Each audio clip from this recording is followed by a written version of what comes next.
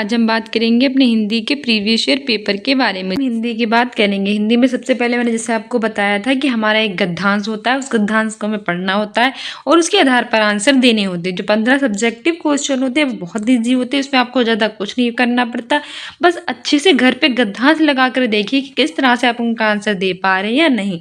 और 15 पेडागोजी के होते हैं, वो भी अच्छे से कीजिए क्योंकि पेडागोजी थोड़ी सी हिंदी की हार्ड आती है। तो हमारा गद्यांश है, सबसे पहले इसको हमें पढ़ना है, उसके आंसर देने हैं। हमारा गद्यांश है, डार्विन का कहना था कि जीवन एक लगातार संघर्ष है। इस महाभारत में वही बचेगा जो बुद्धि और शरीर से सबसे अधिक सबल और सक्षम होगा। डार्विन ने कहा था कि जीवन क्या है, एक संघर्ष होता है। इस महाभारत से वही बच सकता है जो बुद्धि और शरीर से सबसे ज्यादा सबल और सक्षम होगा। ठीक है। कमजोर धीरे धीरे नस्तानाबूद हो जाएंगे। वैज्ञानिक दृष्टिकोण की ये आधार मान्यता इस ईसाई विश्वास के विरुद्ध पड़ती है कि अंत में विनम्र और विनयशील ही बचेंगे। जबर आपस में लड़ भिड़कर समाप्त हो जाएंगे। मार्क्स ने भी जीवन को अमीर गरीब के बीच संघर्ष के रूप में ही देखा है। वैज्ञानिक प्रगति की धारणा मूलतः यह मानकर चलती है कि संपूर्ण पृथ्वी आदमी के हाथों में सौंप दिया गया एक ऐसा अकूत खजानों का हिस्सा है, उसका एक छत्र मालिक नहीं। यह विवेक एक दूसरे तरह की अनुभूति देता है। न केवल भारतीय बल्कि संपूर्ण पूर्वी विचारधारा में यह बोध व्यास दिखता है कि प्रकृति केवल भक्षक नहीं, रक्षक भी है। हमें उसके विरुद्ध नहीं, उसके साथ चलना है। वे पोषक है, मनुष्य से कहीं ज्यादा निरीह और कोमल प्राणियों की पालक। ये दंभ है कि मनुष्य ही सर्वश्रेष्ठ प्राणी है, आत्मघाती है। पिछले 2 महायुद्धों में जो नस्तानाबूद हुआ वह मनुष्य का ये मिथ्या दंभ की सर्वश्रेष्ठ होने का ये उन्माद आगे बढ़ता जाए तो किस सीमा तक पहुंच सकता है। तो ये हमारा गद्यांश और उसके आधार पर हमारा पहला क्वेश्चन है कि नस्तानाबूद शब्द किस भाषा का है। ऑप्शन ए हिंदी का है, ऑप्शन बी है संस्कृत, ऑप्शन सी है फारसी, ऑप्शन डी है अंग्रेजी। देखो हमें नहीं भी पता है तो हमने देखा है कि अंग्रेजी में नस्तानाबूद कुछ होता नहीं है, संस्कृत में भी इसे नहीं बोल सकते और हिंदी में भी इसे मोस्टली यूज करते नहीं है। तो एक ही बचा है फारसी, से आंसर ऑप्शन सी हो जाएगा। नस्तानाबूद होता है, ये फारसी भाषा का शब्द है। ठीक है। हमारा इसकी एक्सप्लेनेशंस भी कह रही है कि नस्तानाबूद फारसी भाषा का शब्द होता है। विदेशी शब्द वे होते हैं जो कि हिंदी भाषा में आए शब्दों को विदेशी शब्द कहते हैं। वे शब्द जो हिंदी के ना होकर कोई दूसरी भाषा से आते हैं उसे हम कहते हैं विदेशी। इनमें अरबी भाषा आती है, फारसी आती है, तुर्की है, अंग्रेजी है, पुर्तगाली है और फ्रांसीसी है। इसमें फारसी भाषा के शब्द होते हैं हमारे नस्तानाबूद, अफसोस, आबरू, आवारा, आतिशबाजी और दरबार आदि। ये सारे होते हैं हमारे कौन सी भाषा के, हमारे ये सारे के सारे होते हैं फारसी भाषा के शब्द। आपसे पूछ ले कि अफसोस करना, आबरू, आतिशबाजी, आवारा, दरबार, तो ये सब किसके शब्द हैं, फारसी भाषा के, याद रखना। नेक्स्ट है कि अमीर गरीब में कौन सा समास है। बहुत ज़्यादा इजी है। ऑप्शन ए है कर्मधाराएं, ऑप्शन बी है द्वंद्व, ऑप्शन सी है बहुव्रीहि, ऑप्शन डी है तत्पुरुष। से आंसर हो जाएगा ऑप्शन बी द्वंद्व। अमीर और गरीब है वो एक ही जैसा है। ठीक है, अमीर और गरीब, इसमें और आ रहा है यानी कि यहाँ पे जो हमारे द्वंद्व समास होते हैं, अमीर गरीब, माता पिता, जो एक जैसे अर्थ देते हों। वहीं जो हमारा बहुव्रीहि होता है, ये जो होता है ये हमारे जैसे कि होता है गजानन, विनायक, जो सामान्य अर्थ ना देकर किसी विशेष अर्थ के बारे में बात करता है। ठीक है। और जो यहाँ पे जो कर्मधाराएं होता है ये भी बहुत अच्छा होता है, जैसे कि हमारा जो होता है जो विशेषता के बारे में बताता है। और ये अमीर गरीब है, ये द्वंद्व समास हो जाएगा ऑप्शन बी। हमारी एक्सप्लेनेशन भी है कि अमीर गरीब में द्वंद्व समास है। द्वंद्व समास क्या होता है कि द्वंद्व समास में वे सभी पद प्रधान होते हैं। द्वंद्व समास के 3 भेद होते हैं, इतरेत्तर द्वंद्व, समाहार द्वंद्व और वैकल्पिक द्वंद्व। जैसे राम और कृष्ण है, अमीर और गरीब है, ये सब हमारे हैं द्वंद्व समास। ठीक है। वही कर्मधारय समास जो होता है उसमें समस्त होने वाले पद समान धारण होते हैं। विशेषण विशेष में होता है। इसमें किसका भाव में प्राप्त होता है, विशेषण और विशेष का। नेक्स्ट है कि अकूत खजाना वाक्यांश में अकूत का क्या शब्द है? अकूत शब्द क्या है? ऑप्शन ए है संज्ञा है, ऑप्शन बी है सर्वनाम है, ऑप्शन सी है विशेषण है और ऑप्शन डी है क्रिया है। खजाना कैसा है? अकूत है। तो ये किसकी बता रहा है? विशेषता बता रहा है। जो संज्ञा और सर्वनाम की विशेषता बताते हैं उन्हें हम विशेषण कहते हैं। तो अकूत खजाना है, इसमें जो अकूत शब्द है ये विशेषण हो जाएगा। ठीक है। संज्ञा जो होती है, वे शब्द जो किसी वस्तु, स्थान, भाव आदि की विषयता में बताते हैं वो संज्ञा कहलाते हैं। सर्वनाम वे होते हैं जो संज्ञा की विशेषता बताते हैं और विशेषण जो होते हैं वो संज्ञा और सर्वनाम दोनों की विशेषता बताते हैं। इसलिए अकूत खजाने में अकूत क्या होगा? विशेषण होगा। एक्सप्लेनेशन भी है कि अकूत खजाना में अकूत विशेषण है, जो संज्ञा और सर्वनाम की विशेषता बताते हैं उन्हें हम कहते हैं विशेषण। हमारी एक्सप्लेनेशन भी है कि संज्ञा क्या होता है? किसी भी व्यक्ति, वस्तु अथवा स्थान के नाम को हम कहते हैं संज्ञा, जैसे दिल्ली, राम, सीता आदि। वही सर्वनाम क्या होता है? सर्वनाम उस विकारी शब्द को कहते हैं जो संज्ञा के स्थान पर प्रयोग किया जाता है, जैसे कि मैं, तुम, यह, वे आदि। राम जाता है, राम खाता है, राम पीता है, राम सोता है। तो हम बार बार राम राम प्रयोग कर रहे तो अच्छा नहीं लग रहा। इसकी जगह पे हम कह सकते हैं कि राम जाता है तो राम संज्ञा होगी। वह खाता है, वह सोता है, तो हमने यहाँ पे जो वह प्रयोग किया है वो सर्वनाम है। ठीक है। तो जो शब्द किसी व्यक्ति, वस्तु, स्थान आदि के बारे में बताते हैं उसे संज्ञा कहते हैं। जो संज्ञा की विशेषता को बताते हैं उन्हें सर्वनाम कहते हैं। और जो संज्ञा और सर्वनाम दोनों की विशेषता बताते हैं उसे विशेषण कहते हैं। ठीक है। संज्ञा के स्थान पर हम सर्वनाम प्रयोग करेंगे और संज्ञा सर्वनाम की जो विशेषता बताएंगे उन्हें हम कहेंगे विशेषण। नेक्स्ट है कि निरीह का पर्यायवाची है। मतलब होता है पर्यायवाची। ऑप्शन ए है चालाक, ऑप्शन बी है चापलूस, ऑप्शन सी है मजबूत और ऑप्शन डी है बेचारा। तो हमारा सही आंसर हो जाएगा ऑप्शन डी, बेचारा। निरीह, निरीह का मतलब होता है बेचारा, वो बहुत ही निरीह बच्चा है, यानी बेचारा है। तो ऑप्शन डी बिल्कुल सही हो जाएगा। हमारी एक्सप्लेनेशन भी है कि निरीह का पर्यायवाची बेचारा होता है। निरीह के अन्य पर्यायवाची होते हैं बहुत ही सीधा साधा होना, निर्दोष जिसके अंदर कोई दोष ना हो, निर्भिलाष, निराकांक्ष, निष्काम आदि।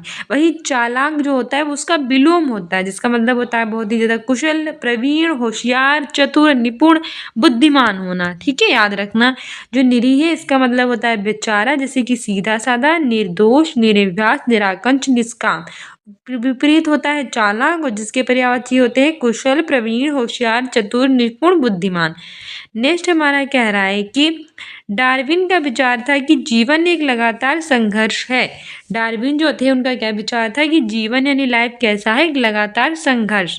तो ऑप्शन ए है कि बुद्धि और शरीर के बीच में, ऑप्शन बी है जीव और प्रकृति के बीच में, ऑप्शन सी है अमीर और गरीब के बीच में और ऑप्शन डी है विनम्र और जबर के बीच में। तो हमारा सही आंसर हो जाएगा ऑप्शन बी, जीव और प्रकृति के बीच में। जो डार्विन है उनका विचार है, उनका मानना है कि जो लाइफ है, जो जीवन है, वो एक लगातार संघर्ष होता है जीव और प्रकृति के बीच में। ठीक है, जीव और प्रकृति के बीच में कैसा है? एक लगातार संघर्ष है। भी है कि डार्विन का कहना था कि जीव और प्रकृति के बीच में क्या है? जीवन एक लगातार संघर्ष है। नेक्स्ट है कि डार्विन का विचार ईसाई मत के, ऑप्शन ए है विरुद्ध है, ऑप्शन बी है पक्ष में है, ऑप्शन सी है ना पक्ष में है और ना विरुद्ध है और ऑप्शन डी है समतुल्य है। सही आंसर हो जाएगा हमारा ऑप्शन ए, विरुद्ध है। जो डार्विन थे उनका विचार जो था वो ईसाई मत के कैसे था? विरुद्ध में था। ठीक है। हमारी एक्सप्लेनेशन भी है कि उपयुक्त गद्यांश के अनुसार डार्विन का विचार ईसाई मत के विरुद्ध है। नेक्स्ट है कि वैज्ञानिक प्रकृति की धारणा में प्रकृति मनुष्य के लिए, ऑप्शन ए है अकूत खजाना है, ऑप्शन बी है एकाधिकार पूर्ण अकूत खजाना है, ऑप्शन सी है वे इस खजाने का हिस्सा है और ऑप्शन डी है उसका एक छत्र मालिक नहीं है। तो वैज्ञानिक प्रकृति को जो धारणा है उसमें जो प्रकृति है वो मनुष्य के लिए कैसी है? सही आंसर हो जाएगा ऑप्शन बी, एकाधिकार पूर्ण अकूत खजाना है। विज्ञान प्रकृति की धारणा में प्रकृति क्या है? वे मनुष्य के लिए पूर्ण अकूत खजाना है। ये भी याद रखना। हमारी एक्सप्लेनेशन भी है कि विज्ञानिक प्रकृति की धारणा में प्रकृति कैसी है? मनुष्य के लिए एक अधिकार पूर्ण अकूत खजाना है। नेक्स्ट है कि भारतीय विचारधारा में प्रकृति संबंधी कौन सी धारणा सही नहीं है? नहीं पूछा है। ऑप्शन ए है कि वह केवल भक्षक नहीं रक्षक भी है, ऑप्शन बी है वे विरुद्ध नहीं साथ भी है, ऑप्शन सी है वे मनुष्य के साथ साथ निरीह प्राणियों की पोषक है और ऑप्शन डी है वे मनुष्य से सतत संघर्षरत है। सही आंसर हो जाएगा ऑप्शन डी, वे मनुष्य से सतत कैसी है, संघर्षरत।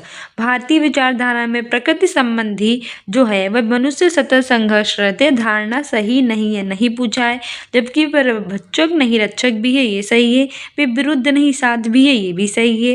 वे मनुष्य के साथ निरीह प्राणियों की पोषक है, ये भी सही है। पर डी वाला ये गलत है और हमसे गलत ही पूछा था।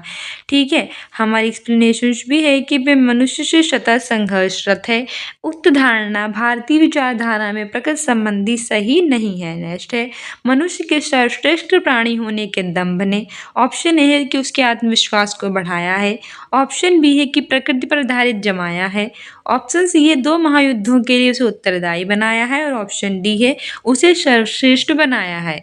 तो सही आंसर हो जाएगा ऑप्शन सी, 2 महायुद्धों के लिए उसे क्या बनाया है, उत्तरदायी। ठीक है, मनुष्य के सर्वश्रेष्ठ प्राणी होने का दंभ है, जो अभिमान है, वो 2 महायुद्धों के लिए उसे उत्तरदायी बना दिया है।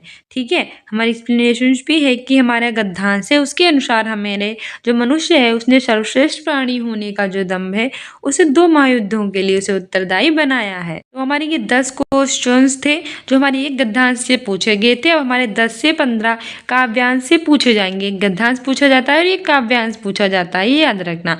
तो फिर हमें काव्यांश को भी पढ़ना है, उसके आधार पर वैसे ही आंसर देने हैं जैसे हमने अभी दिए थे।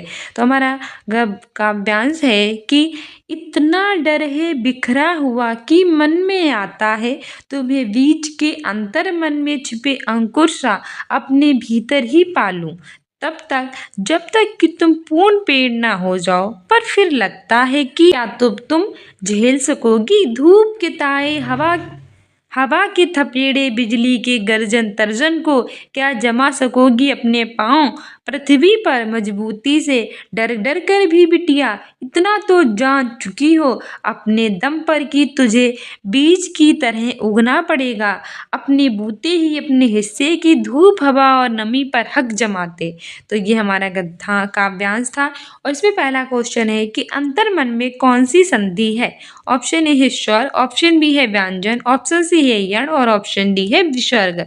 सही आंसर हो जाएगा ऑप्शन डी, विसर्ग।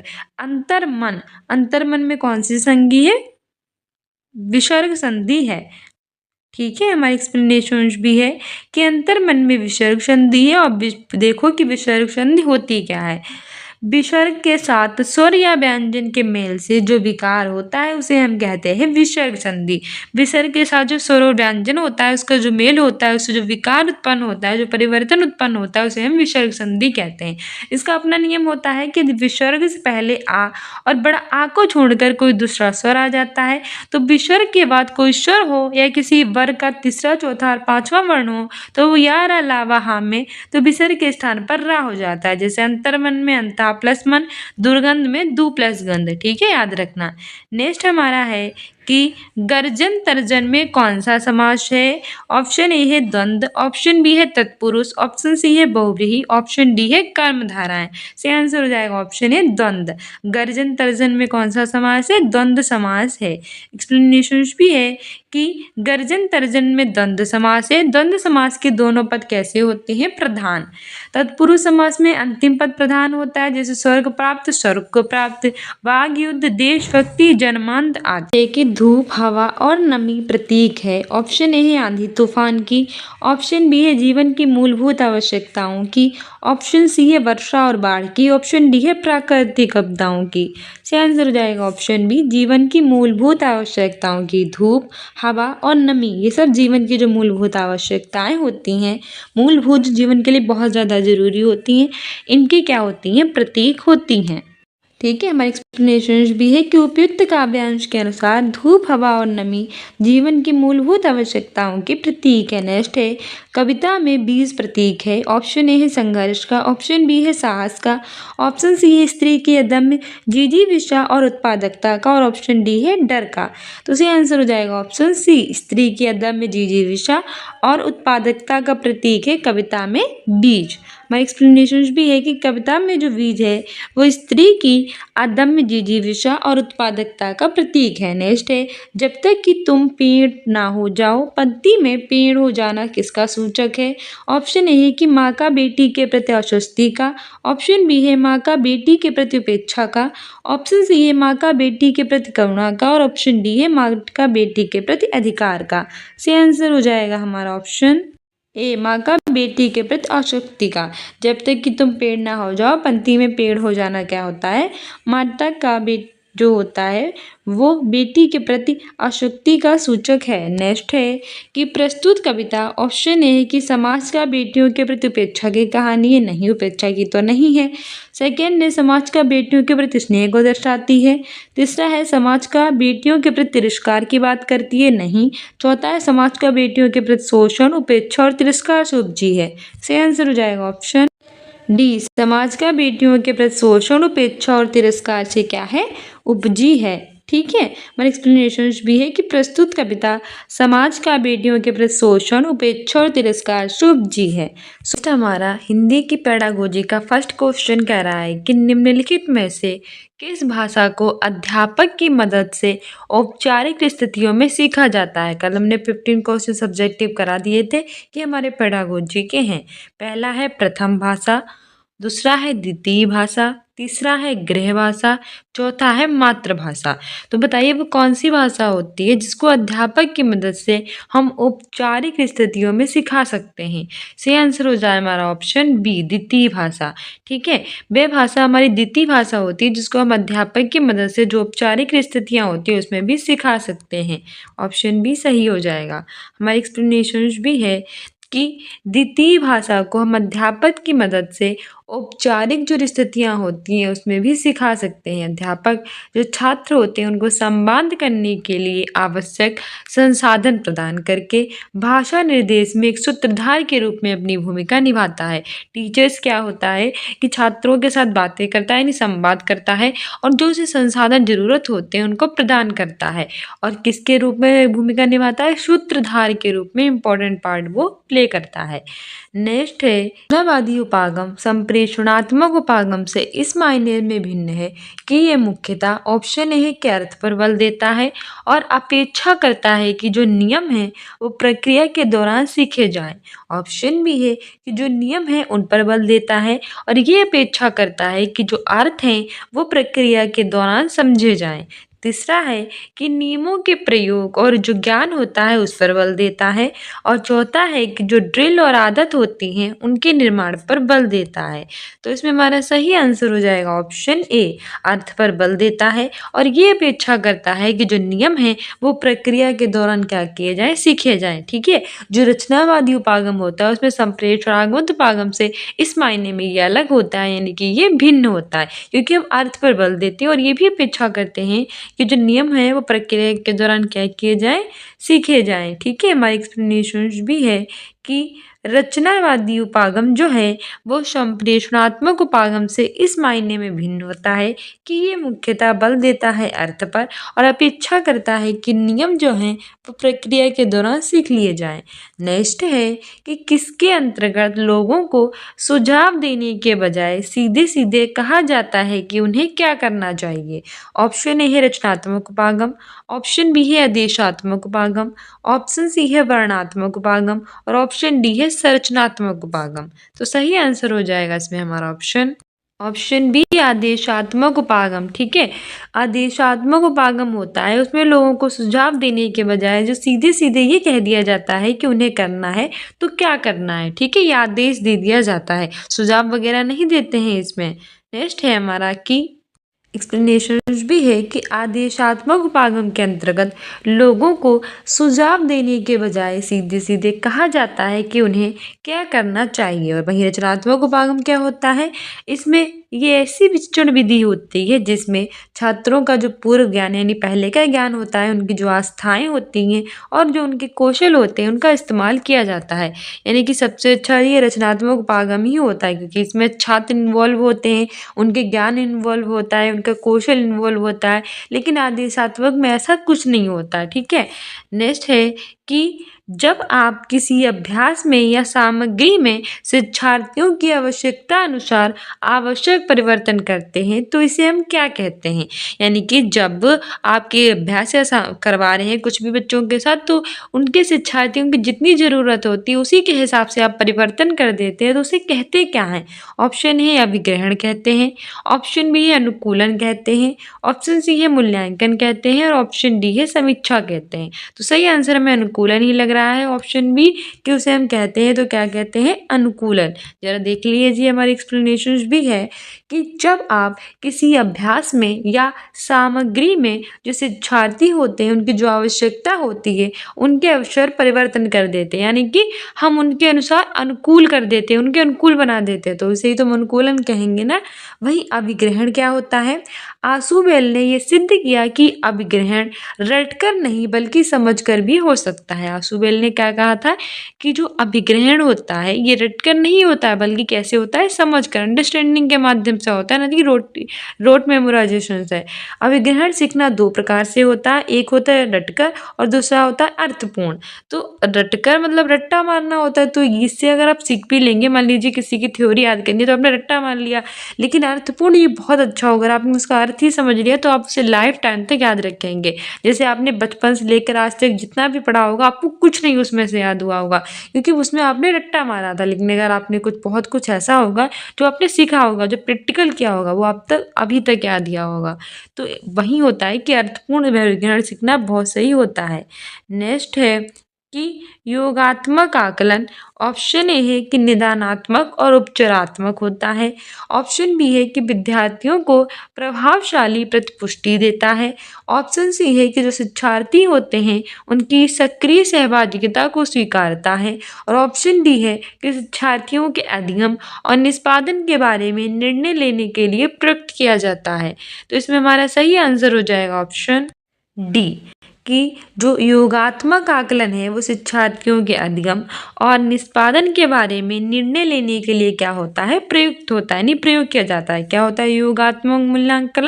जो योगात्मक आकलन होता है वो शिक्षार्थियों का अध्ययन यानी लर्निंग में और निष्पादन के बारे में निर्णय लेने के लिए क्या होता है प्रयुक्त होता है। ठीक है, हमारी एक्सप्लेनेशन भी है कि योगात्मक आकलन शिक्षार्थियों के अध्ययन और निष्पादन के बारे में निर्णय लेने के लिए प्रयोग होता है और छात्रों की पीछे से संबंधित जो कठिनाइयाँ होती हैं और जो कमजोरियाँ होती हैं उनको ज्ञात करना ही क्या कहलाता है निदानात्मक परीक्षण का उद्देश्य होता है। ठीक है, बच्चों के अंदर कई सारी समस्याएं होती हैं, कई सारी उन्हें प्रॉब्लम्स होती हैं तो उन सबको ज्ञात करना ही निदानात्मक परीक्षण होता है, ये भी याद रखना। नेक्स्ट है कि किस उपागम के अंतर्गत किसी बच्चे को कई शब्दों की वर्तनी गलत लिखने के बावजूद भी उसके समग्र भाषा प्रयोग के लिए अच्छे अंक दिए जाते हैं। ऑप्शन ए है समग्र भाषा, ऑप्शन बी है रचनावादी, ऑप्शन सी है संप्रेषणात्मक और ऑप्शन डी है व्यवहारवादी। तो हमारा सही आंसर हो जाएगा ऑप्शन ए समग्र भाषा। ठीक है, समग्र भाषा उपागम के अंतर्गत कोई बच्चा होता है उसको कई शब्द जो उसने लिखा है उसकी वर्तनी गलत है उसके बावजूद भी उसे समग्र भाषा प्रयोग के लिए अच्छे अंक दिए जाते हैं। तो ये सब समग्र भाषा में ही होता है। हमारी एक्सप्लेनेशन भी है, देखो इसी तरह के क्वेश्चन आपसे पूछे जाएंगे क्योंकि ये पेडागोजी है हिंदी के सब्जेक्टिव तो बहुत ईजी आप आसानी से कर लेंगे, पर पेडागोजी में बहुत कंफ्यूज होंगे तो इसे अच्छे से पढ़ के जाना। एक्सप्लेनेशन है कि समग्र भाषा उपागम के अंतर्गत किसी बच्चे को कई शब्दों की वर्तनी गलत लिखने के बावजूद भी उसके समग्र भाषा प्रयोग के लिए अच्छे अंक जो होते हैं वो दिए जाते हैं। ठीक है, नेक्स्ट है कि जब हम किसी विशिष्ट सूचना को जानने के लिए कोई पाठ्य सामग्री पढ़ते हैं तो ये किस प्रकार का पठन कहलाता है। देखो कई सारे शब्द होंगे जो अगर हम अच्छे से समझ लें तो हमारे लिए आंसर इजी होगा। इसने हमसे पूछा है कि विशिष्ट सूचना। ठीक है, जब हम कोई विशिष्ट सूचना को जानना चाहते हैं और पाठ्य सामग्री इसलिए पढ़ते हैं तो वह पठन कैसा कहलाता है। तो ऑप्शन ए है सरसरी तौर पर पठन, ऑप्शन बी है बारीकी से पठन, ऑप्शन सी है एक्स्ट्रापोलेशन यानी पाठ्य के बाहर जाना और ऑप्शन डी है विश्लेषण। देखो विशिष्ट सूचना है तो मतलब सरसरी तौर पर तो होगा नहीं, सरसरी तौर पर होता है जब हमें कुछ ऐसे ही जानना होता है तो ऊपर-ऊपर से पढ़ लेते हैं, ठीक है? पाठ्य के बाहर जाने से मतलब नहीं है, विश्लेषण भी नहीं है। लेकिन हमें विशिष्ट सूचना चाहिए और किसी को पढ़ रहे हैं पाठ्य सामग्री को विशिष्ट सूचना जानने के लिए, तो हम बारीकी से उसका पठन करेंगे। जब तक हम बारीकी से नहीं पढ़ेंगे तो तब तक हम उस विशिष्ट सूचना को नहीं जान पाएंगे, ठीक है? तो ऑप्शन बी हमारा सही हो जाएगा। हमारी एक्सप्लेनेशन भी है कि जब हम किसी विशिष्ट सूचना को जानने के लिए कोई पाठ्य सामग्री पढ़ते हैं तो वह कहलाता है बारीकी से पठन। और ये कई तरह से होता है, जैसे कि सौस्वर पठन, मौन यानी चुप रहकर बिल्कुल पढ़ना, गहन यानी अंदर जाकर पढ़ना, व्यापक ये पठन होता है, ठीक है? ये हमारा 4 फरवरी 2023 को पूछा गया था। नेक्स्ट है कि दो उत्पादक भाषा कौशलों में कौन से शामिल हैं? ऑप्शन ए है पठन और लेखन यानी पढ़ना और लिखना। ऑप्शन बी है श्रवण और वाचन यानी कि सुनना और आपका बोलना। ऑप्शन सी है श्रवण और पाठन यानी कि सुनना और पढ़ना। और ऑप्शन डी है वाचन और लेखन यानी कि आपका बोलना और लिखना। तो इसमें हमारा सही आंसर हो जाएगा ऑप्शन डी वाचन और लेखन। दो उत्पादक भाषा कौशलों में होते हैं वाचन और लेखन, यानी लिखना और बोलना जो होता है वो शामिल होता है। हमारी एक्सप्लेनेशन भी है कि वाचन और लेखन कौशल दो उत्पादक भाषा कौशलों में शामिल होते हैं। नेक्स्ट है कि प्रथम भाषा वे भाषा है जो बच्चे, आप अपने ऊपर रख कर देखिए कि पहली भाषा कौन सी भाषा होती है जो बच्चे। ऑप्शन ए है कि विशेष प्रयास करके अपने आसपास के परिवेश में अर्जित करते हैं, उन्हें बहुत ज़्यादा प्रयास करना पड़ता है जिससे वो अपने आसपास के परिवेश से सीख सके, क्या वो प्रथम भाषा होती है। दूसरा होती है कि बिना प्रयास किए अपने आसपास के परिवेश से अर्जित करते हैं, हमें कोई खास प्रयास नहीं करना पड़ता है प्रथम भाषा सीखने के लिए। तीसरा है कि औपचारिक स्थितियों में सीख लेते हैं और चौथा है कि औपचारिक स्थितियों में हम उसे अर्जित कर लेते हैं। तो सही आंसर हो जाएगा इसमें हमारा ऑप्शन बी। सबसे अच्छा यही है कि प्रथम भाषा जो होती है इसे मातृभाषा भी कह सकते हैं, तो इसके लिए हमें कोई खास प्रयास नहीं करना पड़ता। हमारे आसपास के परिवेश से जैसे मम्मी पापा बोलते हैं, घर में लोग बाकी बोलते हैं, जैसा वो माहौल होता है उसी के हिसाब से हम सीख लेते हैं।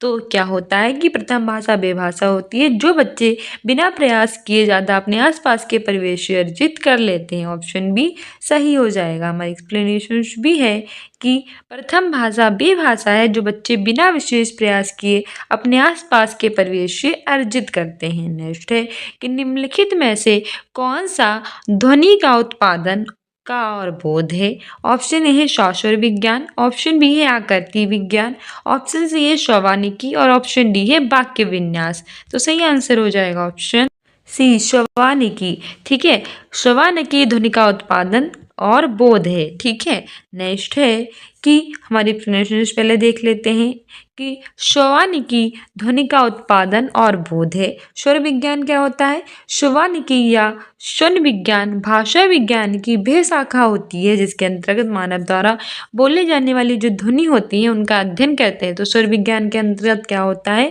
कि मानव द्वारा जाने जाने वाली ध्वनियों का अध्ययन किया जाता है। नेक्स्ट है कि निम्नलिखित में से कौन सा श्रव्य भाषिक ड्रिल का अंश नहीं है, यानी कि इनमें से कौन सा श्रव्य भाषिक ड्रिल का अंश नहीं है? पहला है कि विद्यार्थी आदर्श भाषा सुनते हैं, दूसरा है कि विद्यार्थी संवाद की प्रत्येक पंक्ति दोहराते हैं, ऑप्शन सी है कि विद्यार्थी व्याकरण नियम होते हैं उस पर ध्यान देते हैं, और चौथा है कि विद्यार्थी ड्रिल प्रतिरूपों में विकल्प का अभ्यास करते हैं। तो सही आंसर हो जाएगा ऑप्शन सी कि विद्यार्थी व्याकरण नियमों पर ध्यान देते हैं। ये नहीं है, हमसे नहीं पूछा था, हमसे पूछा था इसमें से श्रव्य भाषिक ड्रिल का अंश नहीं है। तो ये हमारा जो विद्यार्थी आदर्श भाषा सुनते हैं, संवाद की प्रत्येक पंक्ति दोहराते हैं, ड्रिल प्रतिरूपों में विकल्प का अभ्यास करते हैं, ये सभी हैं। लेकिन व्याकरण नियमों पर ध्यान देते हैं ये नहीं है, और नहीं पूछा था तो हमारा ऑप्शन सी सही हो जाएगा।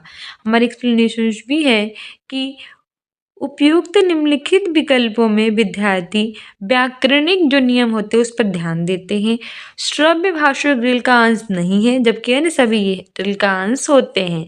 नेक्स्ट है कि निम्नलिखित में से कौन सा उपागम मुख्यतः प्रवाह को सम्मोहित करता है? ऑप्शन ए है संरचनात्मक उपागम, ऑप्शन बी है संप्रेषणात्मक उपागम, ऑप्शन सी है व्यवहारवादी उपागम और ऑप्शन डी है समग्र भाषा उपागम। तो सही आंसर हो जाएगा ऑप्शन बी संप्रेषणात्मक उपागम। ठीक है, कौन सा उपागम मुख्यतः प्रवाह को सम्मोहित करता है, तो वो संप्रेषणात्मक उपागम होता है जो प्रवाह को सम्मोहित करता है। एक्सप्लेनेशन भी है कि संप्रेषणात्मक उपागम मुख्यतः प्रवाह को सम्मोहित करता है, और जो संरचनात्मक उपागम होता है इसके अंतर्गत एक संरचना में परिवर्तन आने से इसकी जो संपूर्ण व्यवस्था होती है उस पर क्या पड़ता है, इफेक्ट पड़ता है। नेक्स्ट है कि निम्नलिखित में से कौन सी गतिविधि अर्थ आधारित गतिविधि के अंतर्गत नहीं आएगी। पहला है कि पाठ के साथ जो अंतःक्रिया करना, दूसरा है कि जो पूर्व ज्ञान होता है उसका इस्तेमाल करना, तीसरा है कि पढ़ना और फिर उसी का वृत्तांत दूसरों के सामने सुनाना, और चौथा है कि प्रत्येक शब्द को पढ़ना। सही आंसर हो जाएगा ऑप्शन डी, प्रत्येक शब्द को पढ़ना। ठीक है, कौन सी गतिविधि अर्थ आधारित गतिविधि के अंतर्गत नहीं आएगी, नहीं पूछा था, तो प्रत्येक शब्द को पढ़ना ये नहीं, जबकि पाठ के साथ अंतःक्रिया करना, पूर्व ज्ञान यानी पहले के ज्ञान का इस्तेमाल करना, पढ़ना और फिर उसी का वृत्तांत दूसरों के सामने सुनाना, ये सभी गतिविधि अर्थ आधारित के अंतर्गत आएंगी। ठीक है, लेकिन जो प्रत्येक शब्द को पढ़ना ये नहीं आएगी। नेक्स्ट है कि अधिगम योजना के बारे में क्या सही है। ऑप्शन ए है लचीलापन का अभाव, ऑप्शन बी है अध्यापक केंद्रित, ऑप्शन सी है बाल केंद्रित और ऑप्शन डी है एक ही तरीके पर आधारित। तो हमसे पूछा है अधिगम योजना, सही पूछा है तो सही आंसर हो जाएगा ऑप्शन सी, बाल केंद्रित है, जबकि लचीलापन अध्यापक और एक ही तरीके पर आधारित नहीं होनी चाहिए। सही आंसर ऑप्शन सी ही हो जाएगा। हमारी एक्सप्लेनेशन भी है कि अधिगम योजना के बारे में बाल केंद्रित सही है, जबकि बाकी तर्क संगत नहीं है। नेक्स्ट है गलतियों का विश्लेषणात्मक अध्ययन क्या कहलाता है। ऑप्शन ए है त्रुटि विश्लेषण, ऑप्शन बी है तुलनात्मक विश्लेषण, ऑप्शन सी है वाक्य विश्लेषण, ऑप्शन डी है शब्द विश्लेषण। सही आंसर हमारा हो जाएगा ऑप्शन ए, त्रुटि विश्लेषण। गलतियों का विश्लेषणात्मक अध्ययन ही त्रुटि विश्लेषण कहलाता है।